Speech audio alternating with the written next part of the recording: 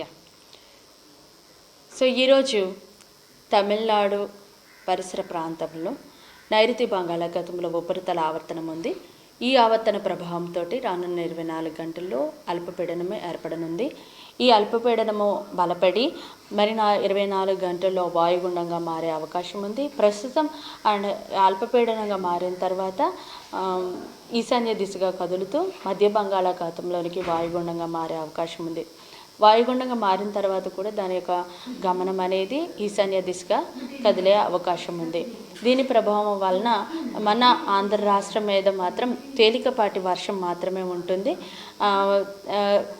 ఎప్పుడైతే పొడి వాతావరణం ఉంటుందో మనకి టెంపరేచర్స్ మళ్ళీ గ్రాడ్యువల్గా పెరుగుతాయి. ఇప్పటి వరకు కూడా 37, 38 అలా టెంపరేచర్స్ రికార్డ్ అయిన పరిస్థితులు ఉన్న మన ఆంధ్ర రాష్ట్రంలో మరి 2 రోజుల్లో ఏంటంటే టెంపరేచర్స్ పెరుగుతాయి. ఈవెన్ మోర్ దెన్ 40కి అరౌండ్ వచ్చే అవకాశాలు కూడా ఉన్నాయి.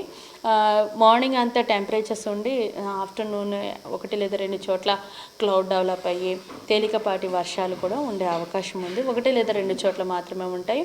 ఎక్కడైతే ఈ యొక్క క్లౌడ్ డెవలప్ అయ్యి ఉరుములు మెరుపులతో కూడినటువంటి జల్లులు ఉంటాయో అక్కడ మాత్రమే ఈదురుగాలులు ఉంటాయి. ఈదురుగాలుల యొక్క వేగము గంటకు 30 నుండి 40 వరకు ఉండే అవకాశం ఉంది.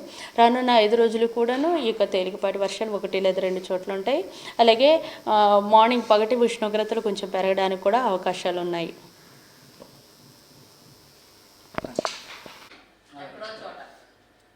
ఒకరోజు శ్రీకాకుళంలో వస్తే ఒకరోజు అరకు ప్రాంతం అట్లా.